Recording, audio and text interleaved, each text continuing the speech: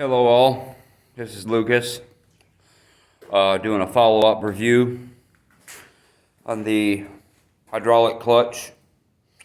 I guess you could call it a Zeta 80 type motor. It's a no name, but it's all hydraulic. Got a little hydraulic hose here at the bottom. It comes in with a little plunger that pushes the shaft over for the clutch. Right there is where your cable would be, and it would come over here. But this is all hydraulic. It uses mineral oil.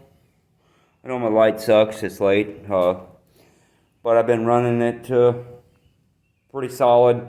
I got about a 12-13 mile trip one way to work. No issues with it.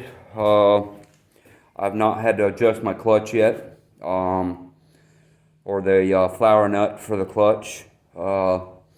It has an adjuster inside there, a little Allen that you turn to adjust the play in the clutch.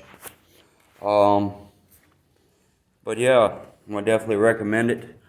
I'm just new at making YouTube videos, so I'm going to be getting some camera equipment and hopefully get my garage cleaned up and starting maybe some kind of show on these little hydraulic things.